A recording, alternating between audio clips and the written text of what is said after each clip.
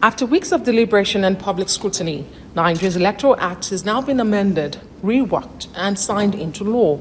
At the ceremony, President Tinubu says he closely monitored the National Assembly's work while urging Nigerians to trust the system. I followed keenly what you are doing.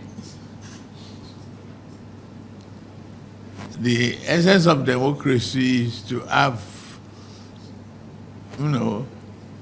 very solid brainstorming discussions committed to national development and nation building, the stability of the nation. It's not as important as the history aspect of this. What is crucial is the fact that you manage the process to the extent there will be no confusion, no disenfranchisement of Nigerians, and that we are all going to see democracy flourish. It is time that we have confidence in our system. It comes after both chambers of the National Assembly on Tuesday took a fresh look at the Electoral Act 2022 Repeal and Enactment Amendment Bill 2026 after several considerations in the last 2 weeks before finally passing the bill and transmitting same to the President for his assent. Tinubu says what matters most was preventing confusion or voter disenfranchisement. No matter how good a system is, it's managed by the people, promoted by the people, and the result is finalized by the people. In fact, for final results, you are not going to be talking to the computer, you are going to be talking to human beings who will announce the final results. Addressing the controversy around electronic transmission in real time, the President was clear that technology must not replace human accountability. And when you look at the crux of various arguments, maybe Nigeria should question our broadband capability. How technically are we today? How technically will we be tomorrow to answer the call of either real time or no? And as long as you appear personally as a manual voter in any polling booth, but ballot paper is given to you manually,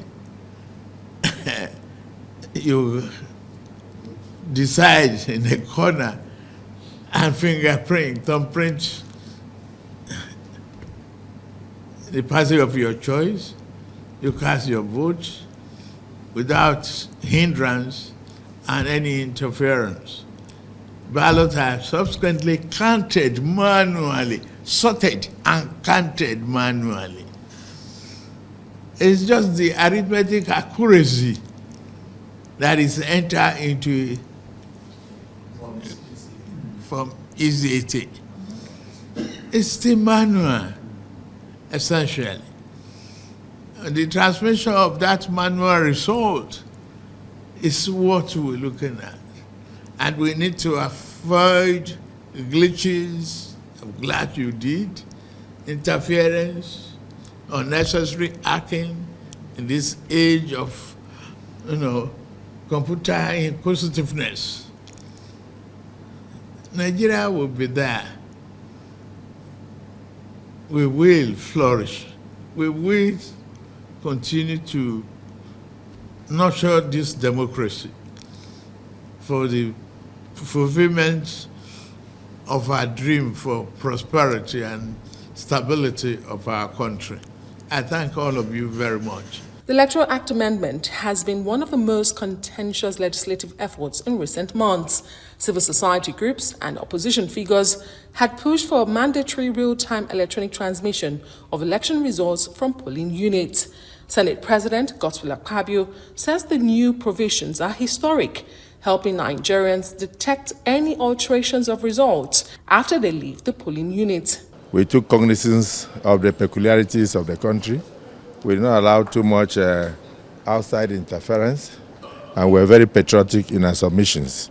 And at the end, we believe strongly that what the President has just assented into Act of Parliament will make for a better election in the future, and will also lead to prosperity, and will also lead to transparency of the electoral process. The Speaker of the House of Representatives acknowledges that the changes could shift the 2027 election timetable to January, but argues that the adjustments were made for greater good. However, there is one area that I'm sure he forgot to mention, and that is the number of days notice, which was earlier in the 2022 Act, 360 days.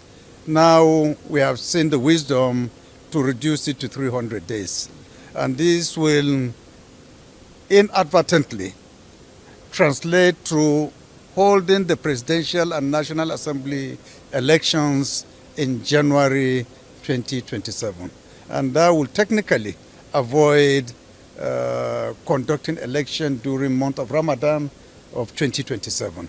With presidential assent secured, attention now turns to the Independent National Electoral Commission, which must implement the new framework ahead of the 2027 elections. Adesua Omorwan, Arise News.